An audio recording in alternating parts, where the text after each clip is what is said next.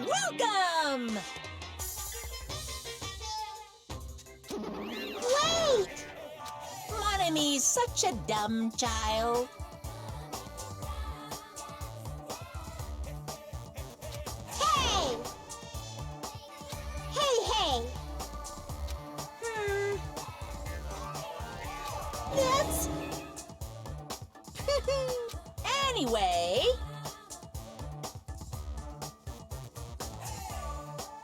Bye-bye! I won't let you. Hey! Huh?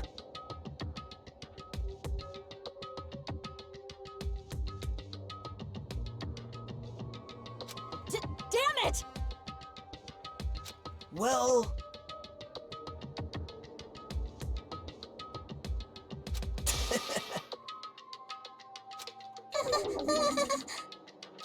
How about it?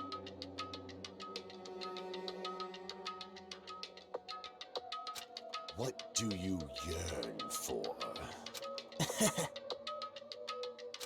See? I'm gonna do it!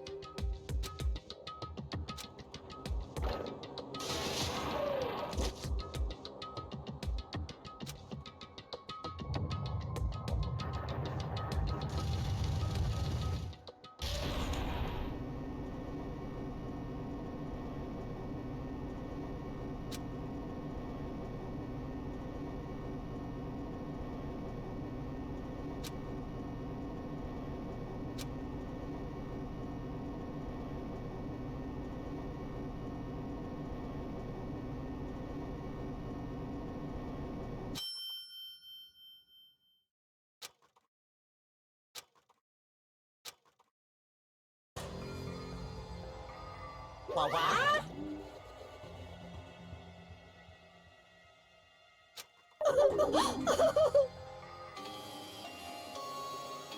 Hey! No! That's... Well now. Yahoo!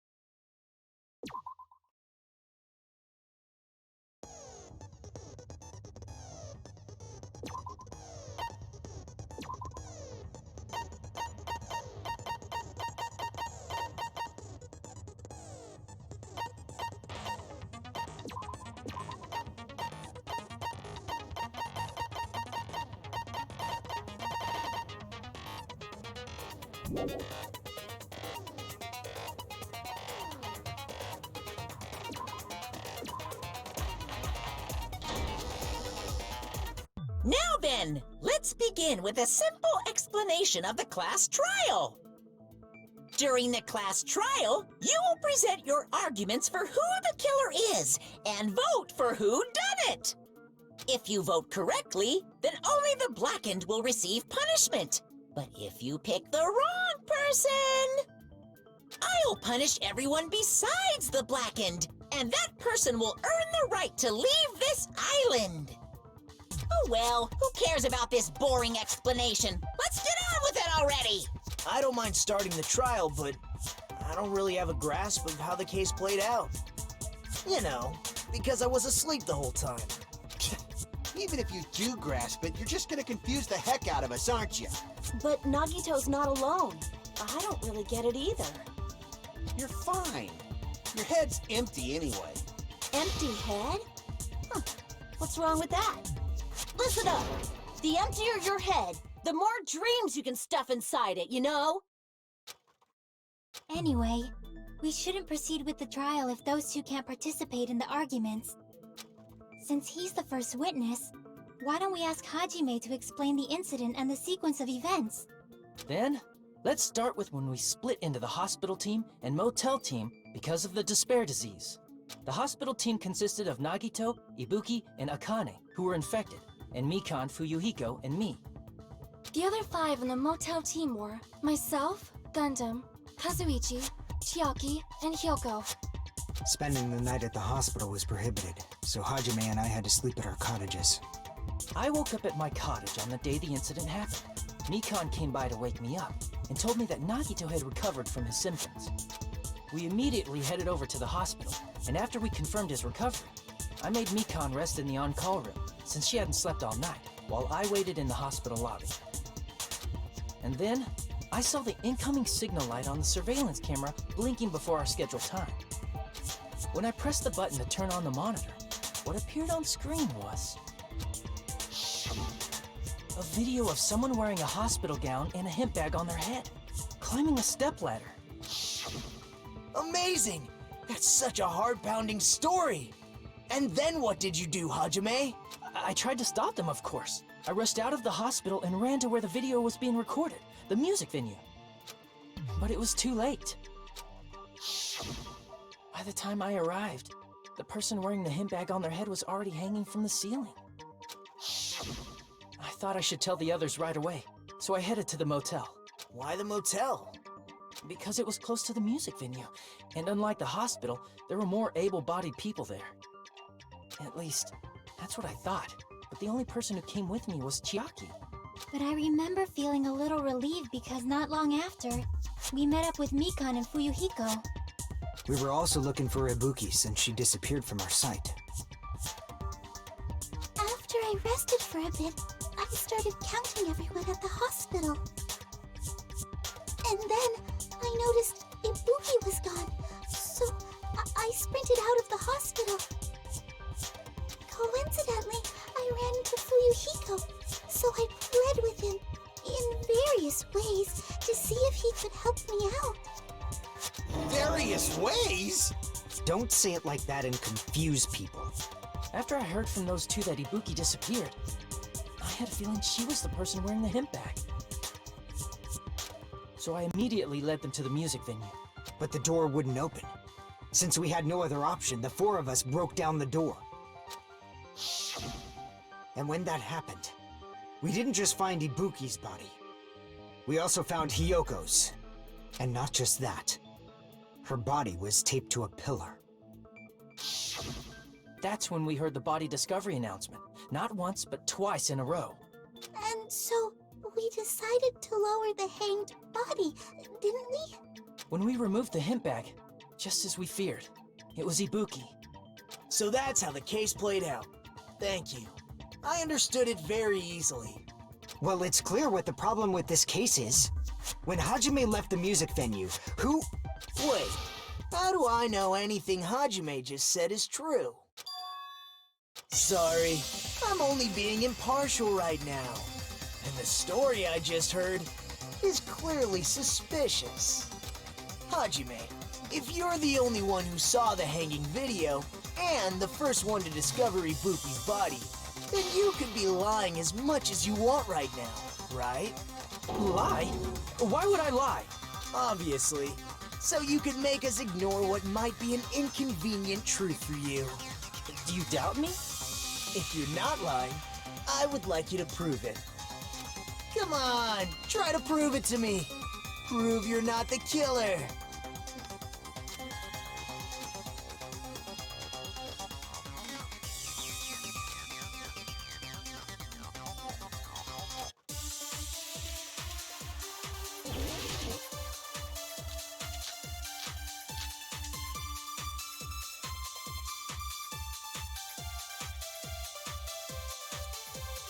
Hajime's testimony is clearly suspicious. If Hajime's testimony is a lie, then the fact that Ibuki hung herself... That would also be a lie. I don't think I can deny that possibility. After all, Hajime's the only witness. Why would Hajime lie? Well, obviously, because he's the killer. Did Hajime kill both of them? The fact that the bodies were imitating the movie means it probably is Hajime's fault.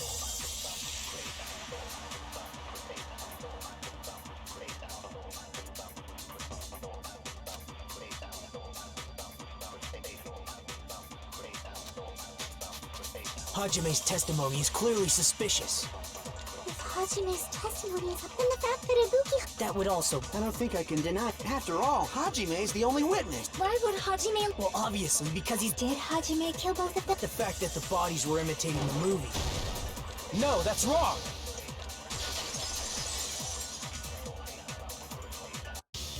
I'm not the killer! I mean, there's no way I'd be able to imitate that movie. Of course you're not. I already knew that. Huh? Before the incident, Hajime had never watched that movie. His invitation ticket is proof of that. Each person only received one ticket, and they're marked with a stamp that shows the date and time. Isn't that right, Monokuma? Yes, no mistakes there. Which means there's no way Hajime, who never saw the movie, could commit murders that imitated it. Or did anyone tell him what happens in the movie? Of course no one did, right? Hold on a sec! You're the one who brought this up in the first place! Nagito, what are you doing? Well, since we're opening with your witness testimony, I thought we should solidify the foundation. It also provides a good warm-up. What warm-up? This isn't a game, you know. Don't get mad. I just think warming up is really important. Especially since this isn't a game. What a waste of time. Well, I knew it would turn out like this anyway. Now then, since we know Hajime's testimony is reliable, let us move on to the arguments. So this means Ibuki definitely climbed the stepladder all by herself, right? Yeah, I'm positive. Then that seals it! Ibuki committed suicide! If Ibuki committed suicide, then who killed Hiyoko? A murder coincidentally occurring in the same place as a suicide ain't possible, huh? Like I said before, it's pretty clear what the problem with this case is. The killer murdered Hiyoko while Hajime was gone. So all we gotta do is establish who could have possibly done that. Then let's ask Hajime. How long would you say you were away from the music venue? I couldn't have been gone for more than 10 minutes. So they killed Hiyoko and taped her up within 10 minutes? There's no way that's possible. That's why the killer stalled for time by making the music venue a closed room. What do you mean, a closed room? The killer blocked the venue door from the inside to try and keep us from entering right away. However, that door is the only entrance to the music venue, right? If they blocked the door from the inside, the killer would not have been able to leave either. Yeah, you're absolutely right. Which means, when we broke down the venue door, the killer was still inside. They were? If that's the case, the only suspicious people are those who don't have an alibi for that time.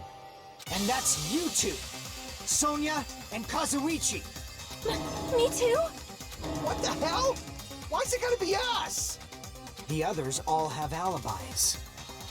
Chiaki, Mikan, Hajime, and I all broke down the venue door together. Gundam met up with Hajime at the motel right before that. And if Akane and Nagito were laid up in the hospital, the only person that leaves is one of you. There's another person who doesn't have an alibi. You know, Nekomaru. Me too! Hey, why are you talking like... Huh? You're kidding, right? You're not up to something weird, are you? Please stop making bad jokes. Anyway, if the killer was hiding inside the venue, we should obviously doubt the people who don't have alibis. What a wicked way of backing us into a wall! Is this his professional skill?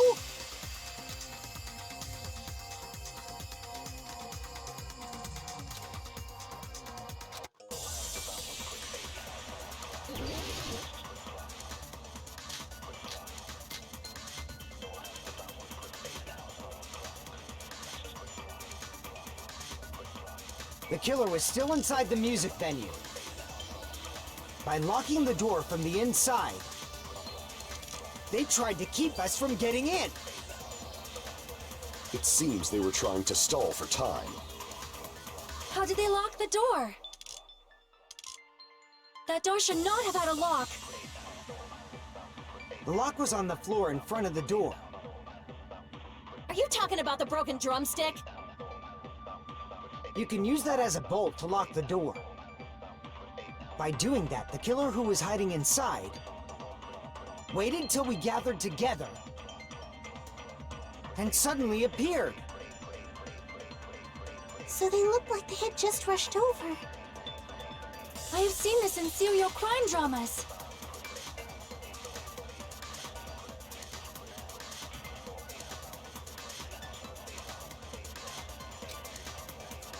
The killer was still inside the music. By locking the door from the inside, they tried to keep us from getting in.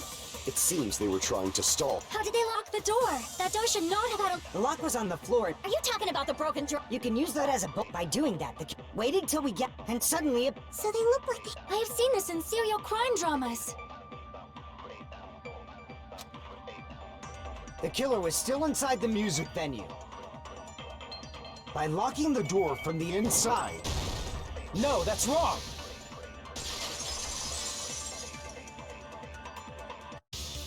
Hold on a sec. There's also a possibility that the door was locked from the outside. From the outside?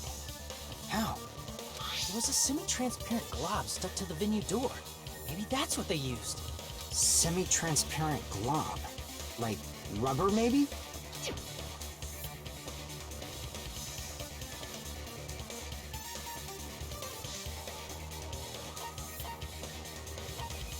I see!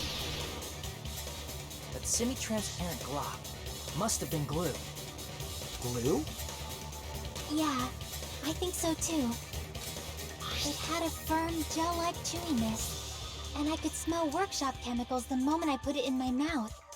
Based on all that, I'm certain it was glue. I didn't know glue was edible. I believe it is not something one typically eats. That glue was only applied to the areas where both doors touched. By pouring it in the gaps of the closed door, they must have sealed the venue door from the outside. And thanks to that, a glob of glue was left where the door was stuck. But if you just stick them together with glue, you'd be able to break down the door easily, you know? That doesn't really matter. The killer only did that to make us think the door was locked from the inside. What'd you say?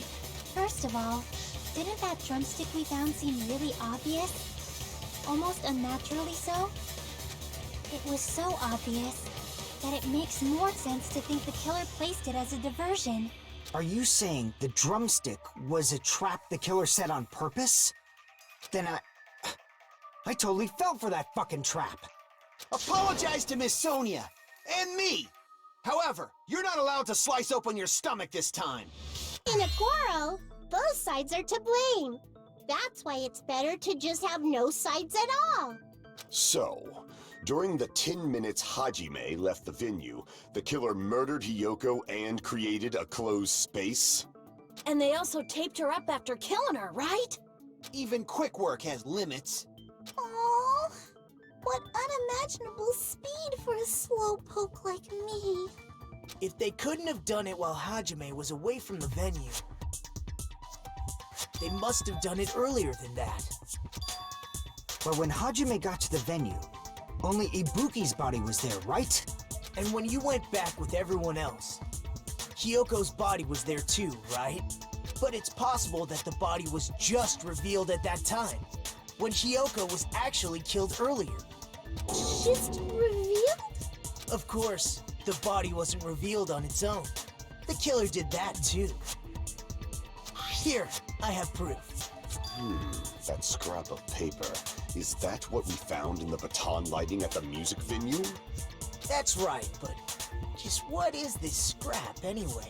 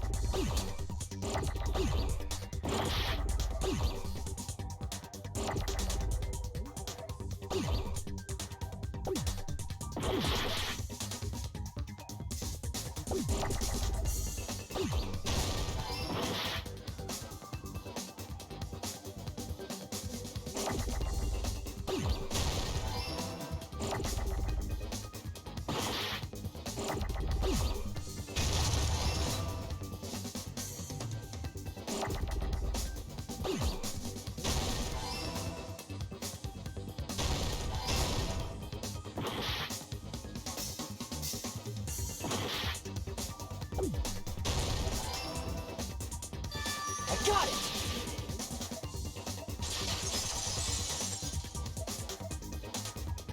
That scrap. Isn't it part of the wallpaper in the storage room?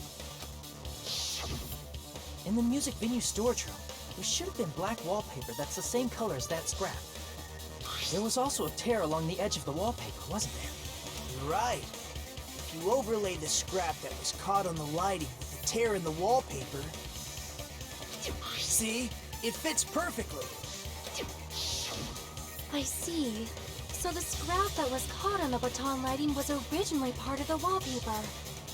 And what's wrong with that? Does it have something to do with Hiyoko's body disappearing? A mere nobody like me isn't important enough to answer that. But if you guys were exceptional enough to identify that scrap of paper, you can figure this out easily.